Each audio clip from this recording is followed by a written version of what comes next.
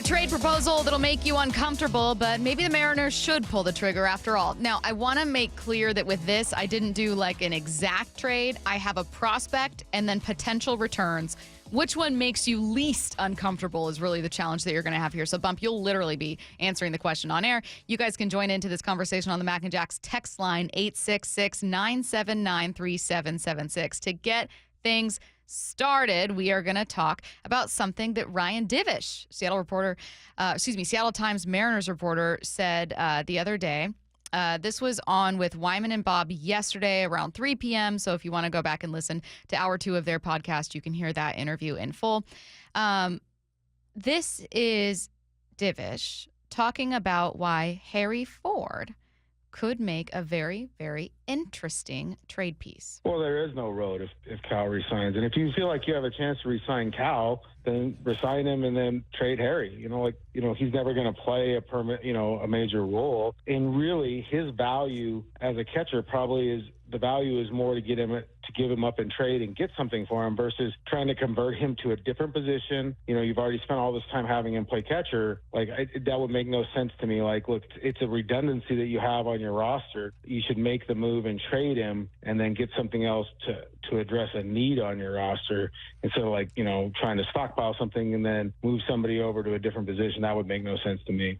If a Mariners trade involved giving up Harry Ford and more, obviously, you would only be satisfied with a return that included A, Luis Robert, B, Pete Alonso, C, Vlad Guerrero, D, someone else or nothing, don't do it. Bump, Vlad Guerrero Jr. running away with it at 46% of about 750 votes. Yeah, he's been on a tear, man. This young man is balling. To me, it'd be out of him and Alonso, but if you would have asked me 2-3 weeks ago, I would have said Alonso, but Vlad's just been doing his thing. So it's either way, you're going for power, right? Mm-hmm. You want to get a bat that can produce runs by himself or with runners in scoring position or just on base in general. So I wouldn't be mad at Vladdy Dottie. But a couple weeks ago, I would have said Pete Alonso, but yeah. He's doing his thing. Credit at Darren Train for posting this. Vlad since April 27th, slashing 367, 445, 492 with a 937 OPS, as you mentioned, Bump. Important to pay attention to kind of after the first month of the season because he started out slow. Toronto started out slow, so those stats are warped a little bit. Is there another name you'd throw in here? Are you surprised so few people voted for Pete Alonso? Do you like the idea of adding Vlad? Are you comfortable giving up Harry Ford, and under what circumstances? How are you feeling about the proposal as a whole? No, I like it. Here's the thing is you can't have both. You can't keep all your prospects and go ahead and get you a guy who is going to fulfill a need for this baseball team. You gotta risk something. That's what trades are. It's just a risk. And it's a calculated risk. It's a risk that you feel like will enhance your team, but you got to give something away. Unfortunately, I love what Harry Ford is doing. I think he has great potential. That's what makes him so attractive when it comes to trade. You're not going to get a guy who's batting 187 and he's striking out like crazy and say, hey, let's put him in the trade. He's got potential. He's only 21 years old. He can get better. No, the young man has to be showing in that moment that he has a potential to help a team out later on in his career.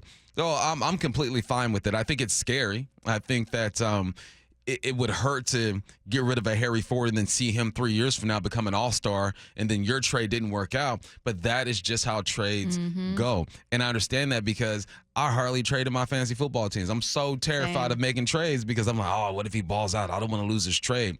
But I'm not playing for a real Super Bowl championship. I'm not playing for a World Series. This is some real stuff. So no, I'm fine with it, and I think that the Mariners are going to move with caution. And if they were to make a move like that, I would be surprised, honestly. There's so many layers to this. The first one you pointed out is one of my favorites, which is the cost of trading, and that's not literally it'll take 2 prospects and this, but trading involves sacrifice on both sides, and it's very natural to think I'm going to give you trash for treasure, and right. I'm going to give you my worst player, and you're going to give me your very best, right? That's how it's going to work. And of course it's not. You will be taking on risk inherent in trying to improve. The bigger the potential return, the bigger the risk.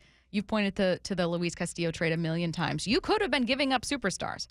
You might have been giving up some great shortstops in that trade, but what you wanted and needed was an ace, and you got that, and it's paid off, and that's great.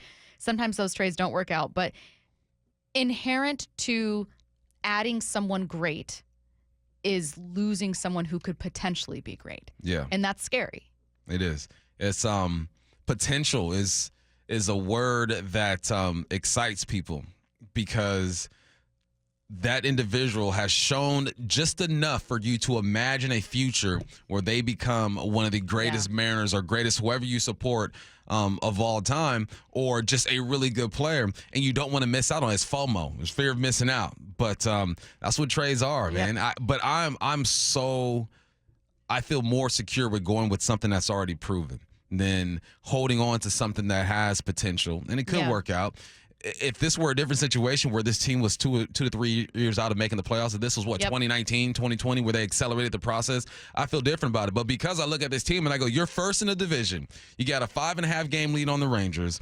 You haven't been in this position since 2003. Go ahead and do something you haven't done in a while or before and go get that bet. Well, and that leads to the second part of what makes this conversation and in general conversations about trade so fascinating is why do it? Well, why do it? The Mariners are the only club to never appear in a World Series. The Mariners broke a playoff drought after 21 years, still haven't been back since then.